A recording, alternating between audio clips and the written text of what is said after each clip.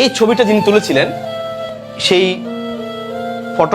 Photographer এই ছবিটা তোলার পরে তিনি ডিপ্রেশনে চলে যান, খুব খারাপ ধরনের ডিপ্রেশনে পড়ে যান, কষ্টে তিনি ডিপ্রেশনে পড়েন।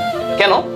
কারণ এটা ছিল একটা মা হরিণ এবং এই মা হরিণটা কিছু ছোট ছোট বাচ্চা ছিল, সেই বাচ্চাগুলো চলে যাচ্ছিল, জাস্ট বাচ্চাগুলোকে সেভ করার জন্য, বাচ্চাগুলো মা দেখতেছিল যে বাচ্চাগুলো চলে যাচ্ছে, জাস্ট বাচ্চাগুলোকে সেভ করার জন্য সেই মা তার জীবনটা দিয়ে দেয়।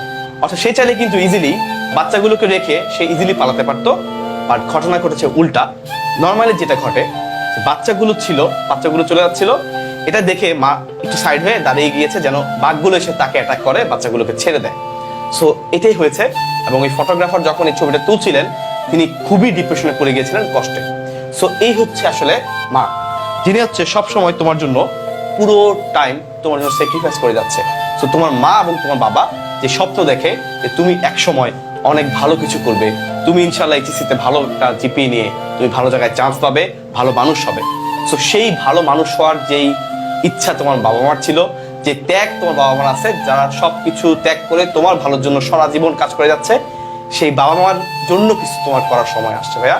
তুমি সময়টা তুমি কিভাবে কাজ এই বাবা মাকে কিছু দিতে পারো, তুমি যদি তোমার এই সময়টাকে একটু ভালো মতো কাজে লাগাও, তুমি যদি তোমার এই সময়টাকে যেটা তোমার করার কথা, পড়াশোনা করার কথা, তুমি যদি এইটা করো, এটাই হবে তোমার বাবা মার প্রতি তোমার এখন একটা বিশাল অবদান। এবং অবশ্যই তাদের যখনই কোনো প্রয়োজন হবে তুমি থাকবে সবার আগে। এটাই হতে হবে তোমার জীবনের একটা মোটিভ, তোমার জীবনের একটা গোল। সো প্রত্যেকেরই এই বাবা মার প্রতি যে সম্মান, এটা আমাদের বজায় রাখতে হবে এবং তাদের প্রত্যেকটা জিনিস চেষ্টা করতে হবে আমরা যেন সর্বোচ্চভাবে এটা পালন করতে পারি।